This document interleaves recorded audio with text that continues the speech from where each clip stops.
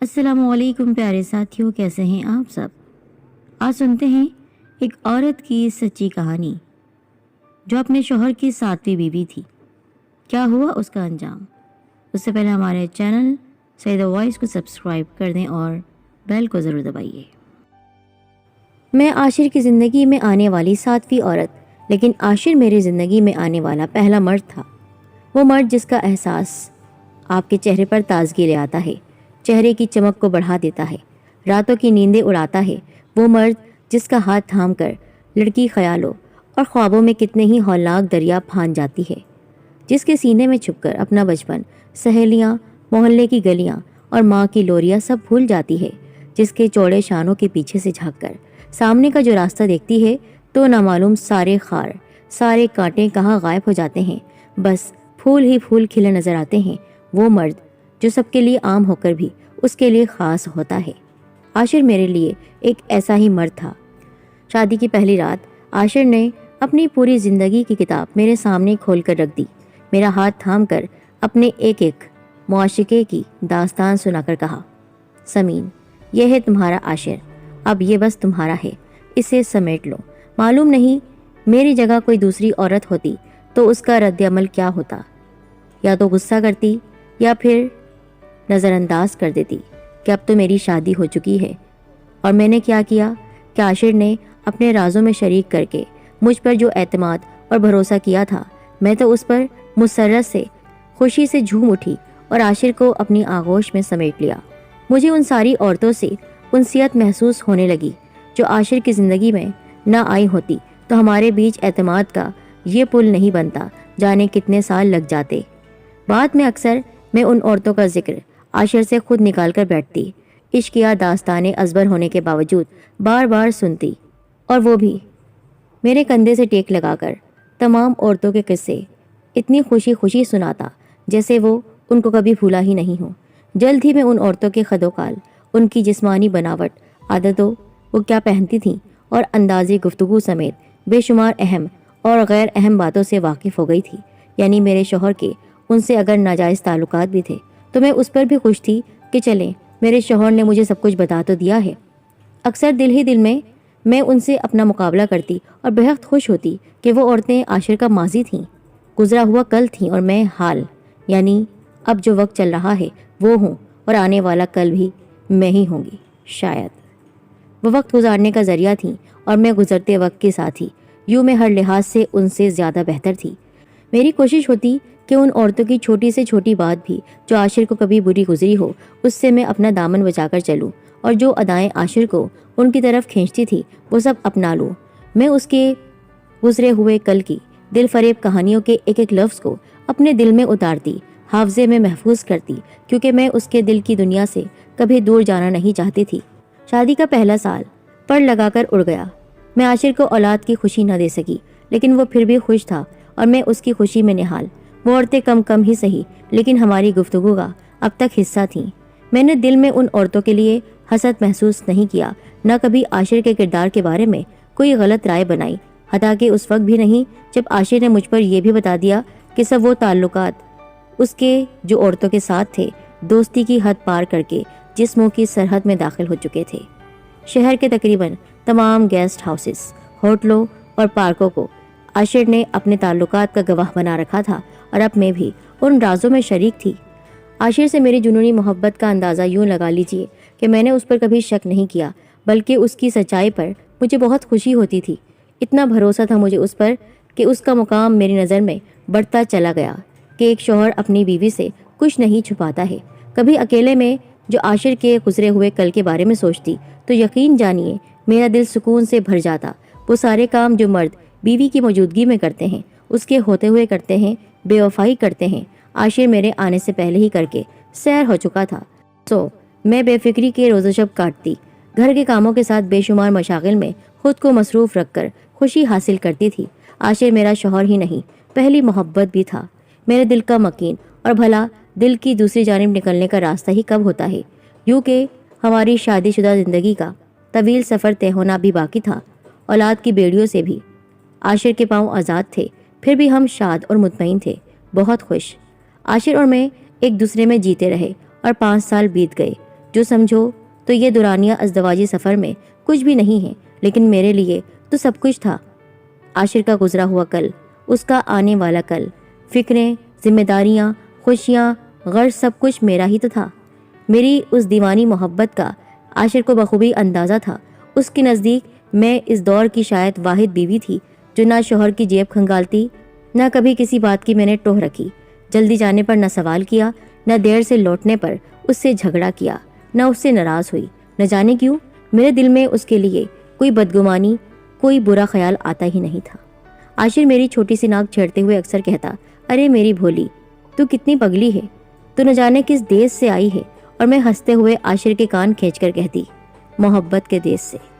محبت کی لپیٹوں میں تو عاشر بھی گھرا ہوا تھا، اس لیے اس نے مجھے پابندیوں میں رکھ کر کبھی میرا دم نہ گھوٹا۔ میں کے جانے پر منہ بنایا، نہ شاپنگ کے نام پر اس کو غصہ آیا۔ کبھی اتنا بھی پابند نہیں کیا کہ میں کہیں جانے سے پہلے کم از کم بتا ہی دیا کروں۔ گھر کا بجٹ بھی بے حد مناسب، بلکہ 2 بندوں کی ضرورت سے کہیں زیادہ تھا۔ یوں میں اور عاشر ایک دوسرے میں جذب ہو کر، ایک دوسرے میں کھو کر، ایک بھرپور زندگی کی ساری خوشیاں دونوں ہاتھوں سے لوٹ رہے تھے۔ اور ایک بار پھر دسمبر کا سرد اور ٹھنڈا مہینہ لوٹ آیا، جس کی ٹھنڈک مجھے کچھ زیادہ ہی خوشی میں مبتلا کر دیتی تھی۔ آخر کیوں نہ کرتی؟ میرے عاشر کی پیدائش کا مہینہ بھی یہی، اور ہمیں ایک ڈور میں، ایک بندھن میں ہمیشہ کے لیے باندھنے والا بھی یہی مہینہ۔ عاشر کی خواہش ہوتی کہ دونوں خوشیاں ایک ہی شام کے نام کر دی جائیں، لیکن میں ایسا نہیں کرتی۔ مجھے پورا فائدہ اٹھانا ہوتا اور دونوں دن بھرپور طریقے سے الگ الگ میں مناتی۔ عاشر میری دیوانگی پر ہنس دیتا تھا۔ پہلے عاشر کا جنم دن آتا اور ٹھیک 1 ہفتے بعد ہماری شادی کی سالگرہ۔ اس سال بھی میں کسی نئی طرح یہ یادگار دن منانے کے جتن میں بازاروں کی خاک چھان رہی تھی۔ عاشر کے لیے سب کچھ ہمیشہ کی طرح سرپرائز تھا۔ اس بار میں نے عاشر کے لیے انوکھے اور خوبصورت تحفوں کی تلاش میں شہر کے سب سے بڑے اور جدید طرز پر بنے ہوئے شاپنگ مال کا رخ کیا۔ یہاں کی چیزوں کا معیار اور اندر کی دنیا سب بہت مختلف تھا۔ چاروں طرف حیرت اور دلچسپی سے دیکھتی ہوئی میں بیسمنٹ میں آ رہی تھی کہ وہاں پر بنے ہوئے ایک ریسٹورنٹ پر میری نظر پڑی، اور جو میں نے منظر دیکھا تو میرے لیے اپنے قدموں پر کھڑا رہنا مشکل ہو گیا۔ عاشر کے کندھے پر ایک خوبصورت عورت کا دھرا سر اور ان کی آپس کی شوخیوں کا یہ منظر میرے لیے 1000 وولٹ کے کرنٹ سے بھی زیادہ اذیت ناک تھا۔ شادی کی پہلی رات چند لمحوں میں قائم ہونے والا اعتماد کا پل 5 سال بعد اس منظر کو دیکھ کر زمین بوس ہو چکا تھا، گر چکا تھا۔ عاشر کے لیے کی گئی شاپنگ کے تھیلے میرے ہاتھ میں لرس رہے تھے۔ بمشکل خود کو سنبھالے خالی دل کے ساتھ گھر لوٹ آئی۔ اس رات میں عاشر کے سونے کا بے چینی سے انتظار کرتی رہی۔ یہ انتظار کانچ پر ننگے پاؤں چلنے جیسا تھا۔ آخرکار عاشر کے خراٹے کمرے میں گونجنے لگے اور میں نے سائڈ ٹیبل پر رکھا اس کا فون اٹھا لیا۔ آج پہلی بار موبائل کی تلاشی لینے پر بہت گھبراہٹ ہو رہی تھی، ہاتھ کپ کپا رہے تھے اور سینے میں دبی دبی سی سانس چل رہی تھی۔ بے وفائی کا غم مجھے کھائے جا رہا تھا، آگ لگ رہی تھی۔ یوں تو آنکھوں دیکھی کے بعد اور کسی ثبوت کی حاجت نہیں تھی، لیکن عاشق کی طرف سے اب میرا دل بے ایمان ہو چکا تھا۔ جانتی تھی کہ موبائل کھنگال کر خود کو مزید اذیت میں مبتلا کرنے کے سوا کچھ نہیں کر رہی، لیکن دل میں جو آگ بھڑک رہی تھی وہ مجھے کسی پل چین لینے نہیں دے رہی تھی۔ مگر عاشق نے مجھے اس اذیت سے بچانے کا پورا اہتمام کر رکھا تھا۔ پاس ورڈ لگا ہوا تھا اسکرین پر، اور یہ دیکھ کر میں بستر پر گر گئی۔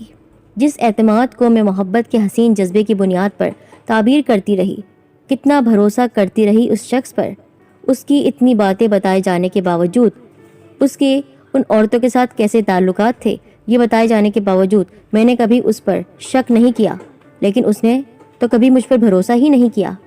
اب مجھ پر آشکار ہو چکا تھا، اب مجھ پر یہ راز کھل چکا تھا کہ محبت کی مالا عاشق میرے لیے نہیں بلکہ میرے سامنے جپتا تھا۔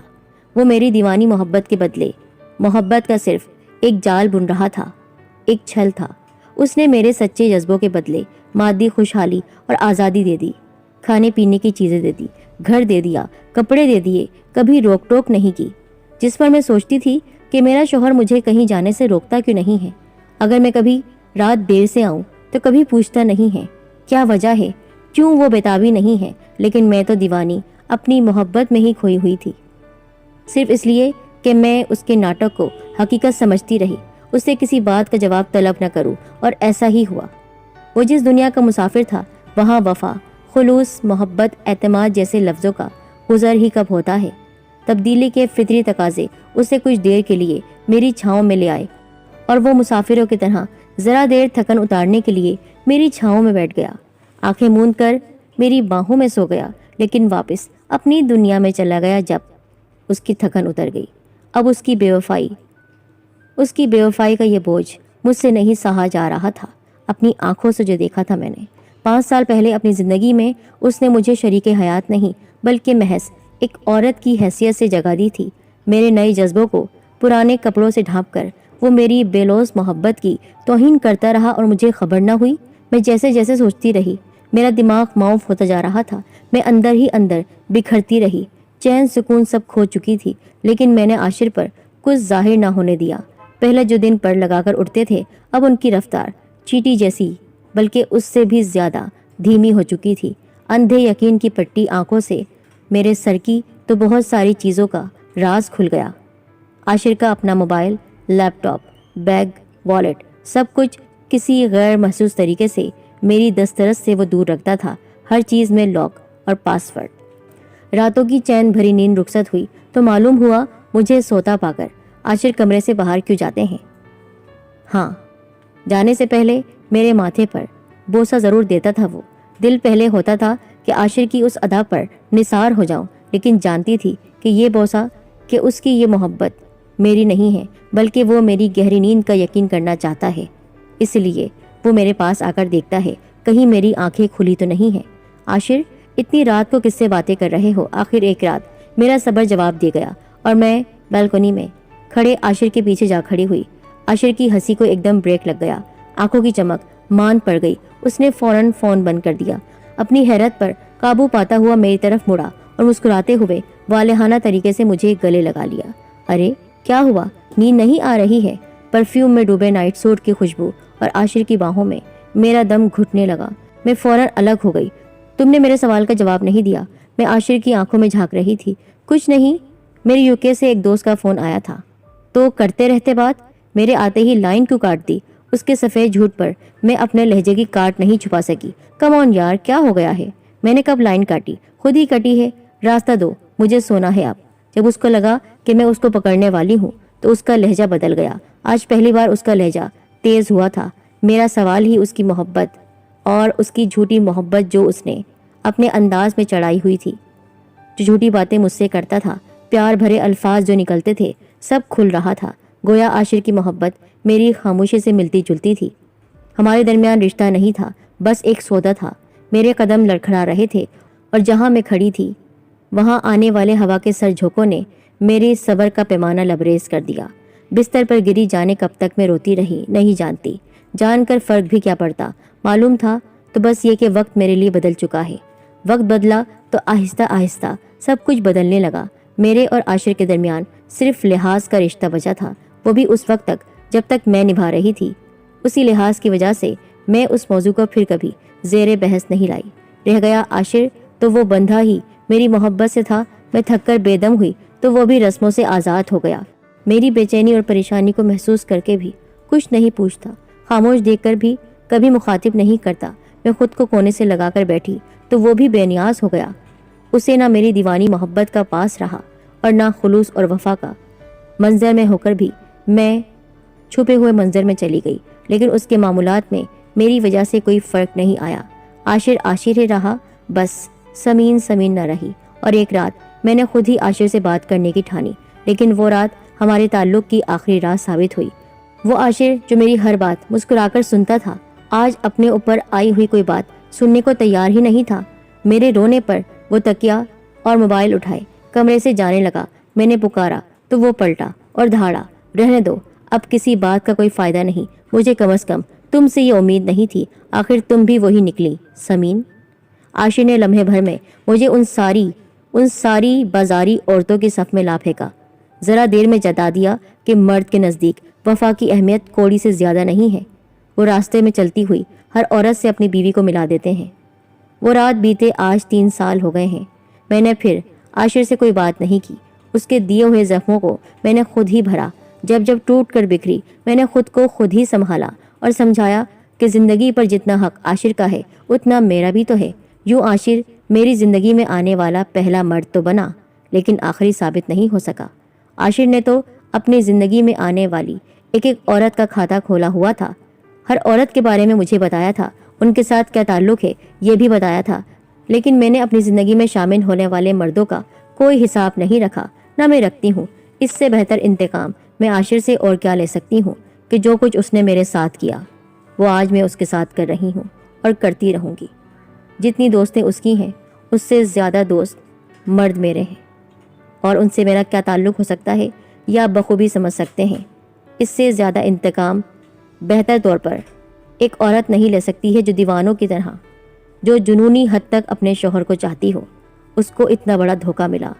میں صحیح ہوں یا نہیں یہ میں نہیں جانتی، کافی عورتوں کو مجھ سے اعتراض بھی ہو سکتا ہے، لیکن جب جب میرے زخموں سے لہو بہتا ہے میں ہر وہ رات کسی مرد کے ساتھ ہوتی ہوں، کسی غیر مرد کے ساتھ۔